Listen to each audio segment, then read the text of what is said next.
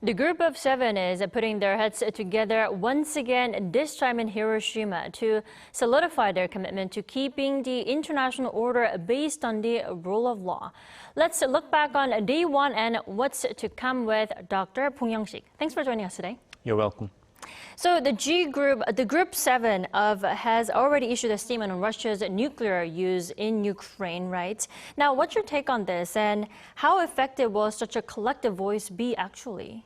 Well, the G7 summit meeting held now in Hiroshima, Japan, is a combination of a short-term response to the major international crisis and a long-term commitment to the big achievements that has been sustained since the end of the Second World War, including the absence of a nuclear war in human history.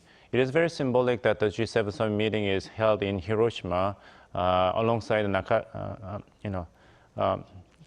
Japan as the only country suffered from the attack of nuclear weapons. So the G7 Leaders Hiroshima Vision on Nuclear Disarmament highlights this point that we underscore the importance of the 77-year record of non-use of nuclear weapons. So the big achievement, the no more nuclear weapon use, should be maintained despite the current disruption of existing international security. So Russia has announced the intent to possibly use tactical nuclear weapons in the war in Ukraine is a direct threat and challenge to this international commitment to the nuclear non-proliferation.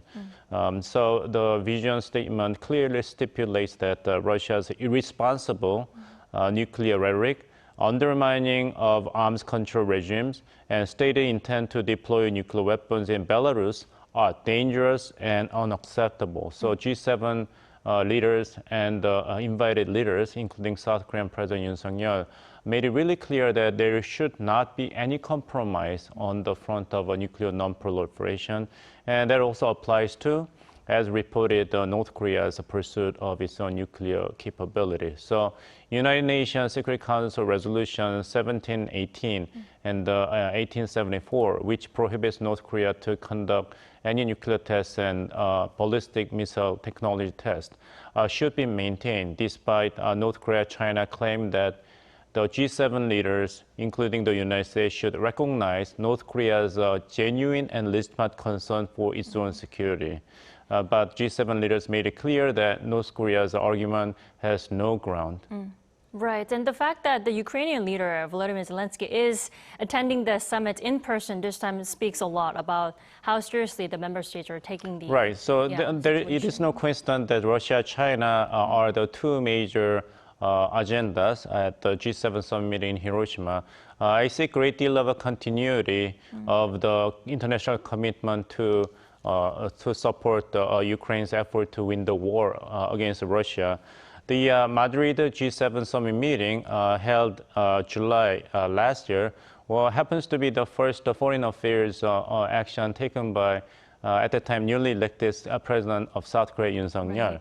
And the Madrid NATO summit meeting actually adopted the new strategic concept, joint vision, and it clearly warns the China posing a systemic challenge to the security of the Euro-Atlantic community. That was the first time that the NATO summit meeting actually mentioned anything about China.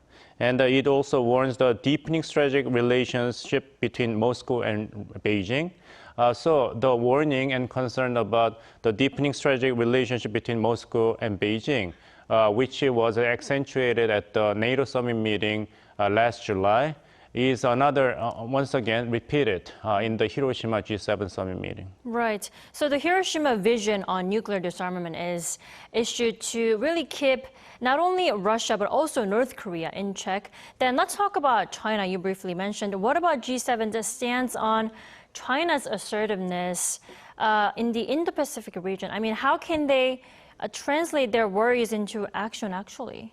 That's a very tough question. The NATO summit meeting during statement actually highlights the China posing malicious hybrid and cyber operations backed by military buildup, and China's ambitious and coercive policy should be stopped, which is not only limited to the European continent, but as you said, the Indo-Pacific region.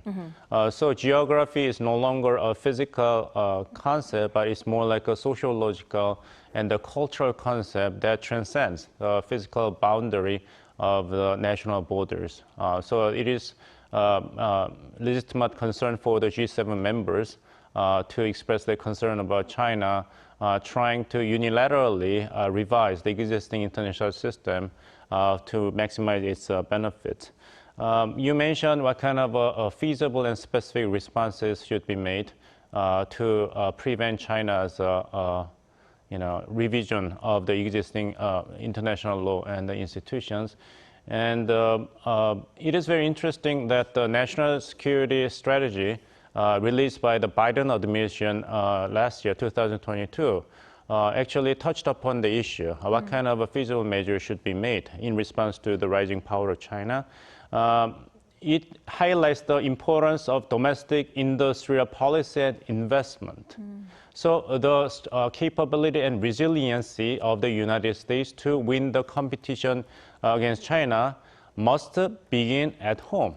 So strengthening the middle class and the high technology industry of the United States should be the starting points for the United States to, in the long run, prevail in its competition with China. And that type of long-term investment and long-term strategies are highlighted at the G7 summit meeting in Hiroshima this time. Right. The G7 summit really appears to be getting on the China's nerves, with Chinese President Xi Jinping holding his own summit with Central Asian countries as well. Now, moving on, what we are also anticipating is a trilateral sit-down with Yoon, Biden, and Kishida. Now, if they do sit down, it's highly expected that they will talk about security issues. Now, why security again, Professor?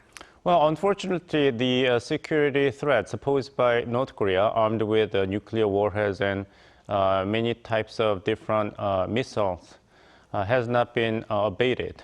Had it been any reduction of military threats posed by North Korea, then the trilateral security cooperation among U.S., South Korea, and Japan might have been reduced as well. But when you're facing ever-growing significant military threat to your existential security, then you have to take necessary measures in response. So as I see a great deal of continuity between the 2022 NATO summit meeting held in Madrid, Spain last year, and this time G7 summit meeting held in Hiroshima, Japan, I also see great deal of continuity in terms of the strengthening security cooperation in trilateral context among U.S., South Korea, and Japan. From the Phnom Penh trilateral summit meeting held last November and the trilateral summit meeting held this time in Hiroshima and Japan. So unless there is any sign that North Korea is going to show any genuine sign about reducing its military threat and capability, that it has been pushed since the Eighth-Party Congress held in January 2021, especially the development of the 5 new types of strategic weapons, then South Korea, Japan, and the United States are left with no choice but to take necessary measures in response. Right. The trilateral cooperation does appear to be inevitable almost, especially at a time when North Korea is on the verge of launching its first spy satellite as well. Right, definitely. Right. And now you briefly mentioned the Phnom Penh talks. The heading of their talks will be an extension of the talks there in Cambodia now, where they agreed to share real-time North Korean missile information. The question is, how much information sharing will actually happen between South Korea and Japan then? Well, I would say that there's a substantial amount of real-time information sharing actually taking place, not just between any pair of these 3 countries, but between all 3 countries. It's a very effective division of labor and function. I would say that South Korea, being the closest to the origin of North Korea's possible military threats, will be the first country to take notice any urgent signs of North Korea's military action, and it will be shared with the military satellites of the United States military, which has fixed eyes on anything happening on the Korean Peninsula. and it'll be also shared with the Japanese self-defense forces to take the necessary individual and joint actions.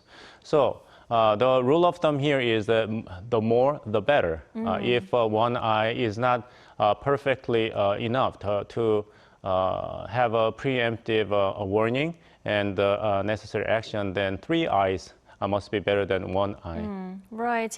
But the thing is, there are concerns that the 3 sides may have different understandings when it comes to sharing real-time North Korean missile information. Now, for instance, the missile sharing information could be interpreted as South Korea joining the U.S.